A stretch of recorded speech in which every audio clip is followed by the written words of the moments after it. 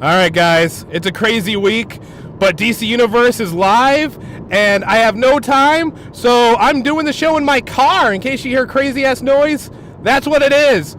Let's do it. Welcome everybody, this is the Film Glutton, and this is DC Gluttons. Because my schedule's so crazy, and because Carlos's schedule is so crazy, he could not join me for this episode. I mean, obviously, if I'm doing it in my car, don't worry guys, I'm being safe. I'm 10 and 2ing it. I got my microphone in a nice little spot. I'm not sure if that's a cop up to the right of me, but that's okay. I'm perfectly safe, guys. But DCUniverse is live. I got the email on Friday, opened up my email web browser, and I see it says, hey, watch it now. So of course I click on that and go right into the website. So I had to give you my initial feedback. If you guys are already already have memberships to the DCUniverse, feel free to go ahead and comment below and let me know what you guys think.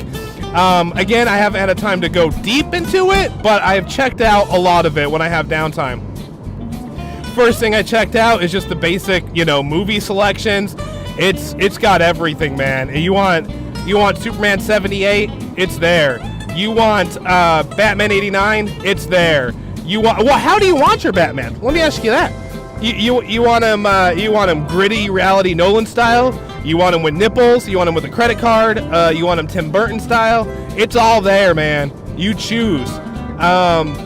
Let me get into the animated though, because that's what really caught my eye. I definitely wanted to do the comic books. So I did that last, which I'll get to last, and I have one little critique on it, but it's not that big.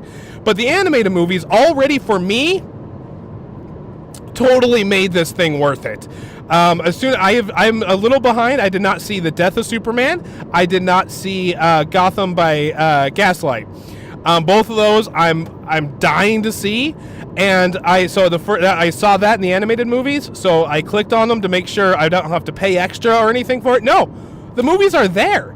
That's totally awesome, because already for me, that's already safe, because each movie would cost me, I don't know, maybe I'll do a little screenshot from Amazon or something, but I think each movie would be like 20 bucks-ish. So even if they're like 10 bucks, that's still saving me 20 bucks, guys, okay? Even if you count both movies.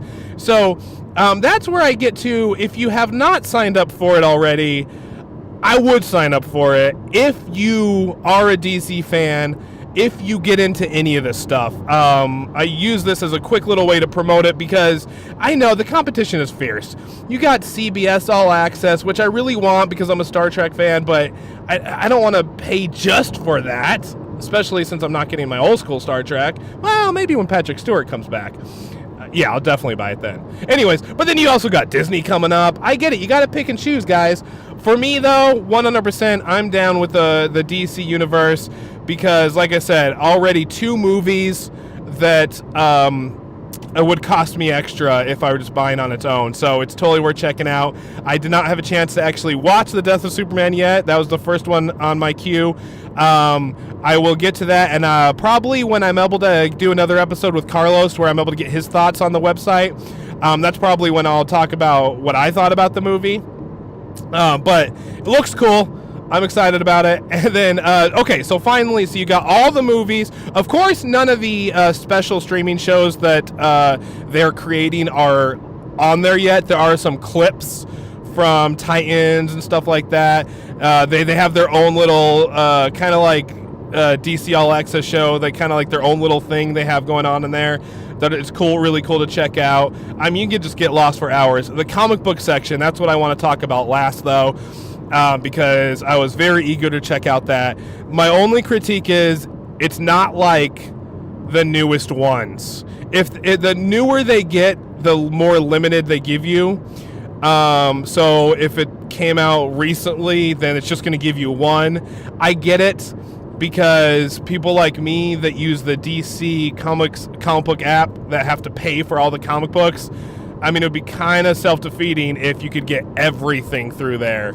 They gotta have other sources of revenue for the comic books, but I was kind of a little bummed. I was like, because hands down, if they actually made it where I could get access to all my comic books without any questions being asked, I would have paid double, because of how much I do spend on comic books. But Like, I checked out Hal Jordan and the Green Lanterns was the first one I read on there, even though I already own it and I've already read it.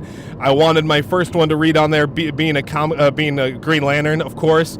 So, but that was literally only issue 1. That gives you some idea of how far behind they're keeping some of these. But they do have whole series of other things.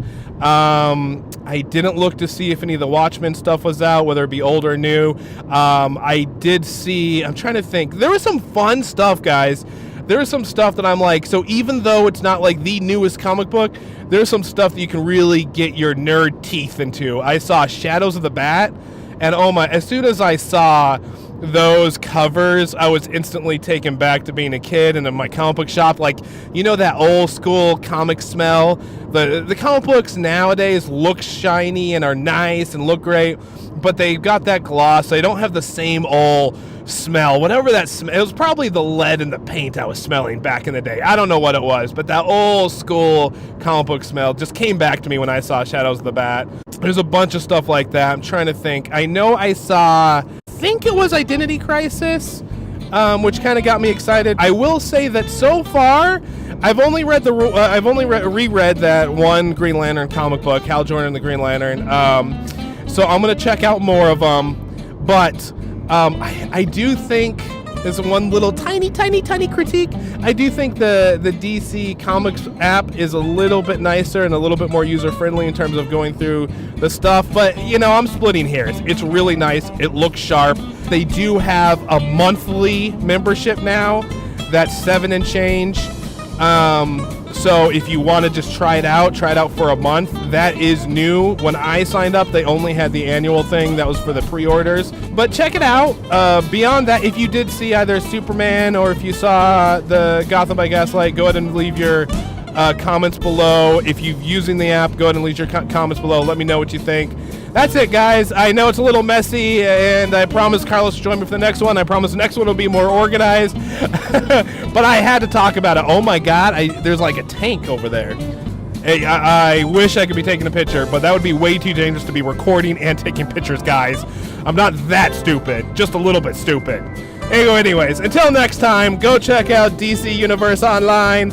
And this is the Film Glutton reminding you to never turn down an upgrade. Have a good day, folks.